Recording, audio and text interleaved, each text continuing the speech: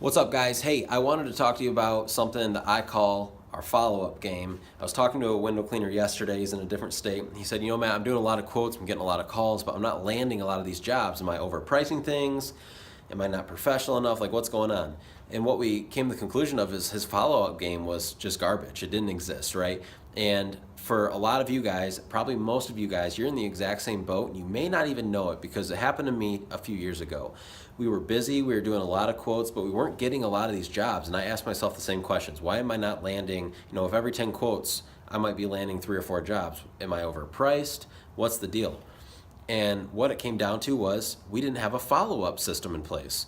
And so I want to encourage you guys to really get a follow-up system. I'll tell you a little bit what we do. So when we go quote a house in person, we leave an estimate sheet on their front door if nobody's home. And what we do is we give them 24 hours.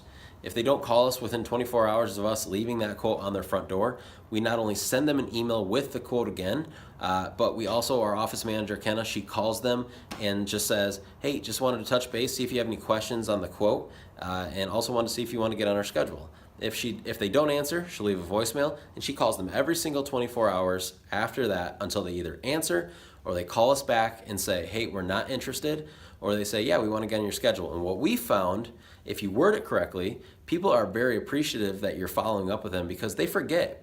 Us business owners, for whatever reason, it doesn't matter what industry you're in, window cleaning, lawn care, landscaping, paint, or whatever, we for some reason think that people think about our companies all the time. And the reality is they don't. They don't think about us hardly at all.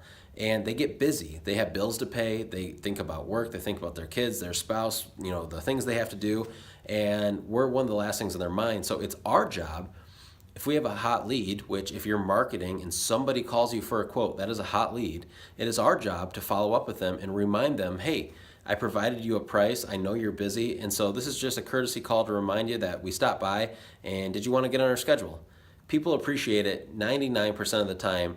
Rarely will you get people that get ticked off that you called them back to follow up on a quote, because the reality is they called you first. So I guarantee you, if you put a follow-up system in place in your business, less leads are going to slip through the cracks, and you're going to find that you're going to go from out of every 10 quotes landing 3 or 4 to 7 or 8. I guarantee it. It worked for us, and as soon as we put that in place, our leads and our conversion rate went through the roof.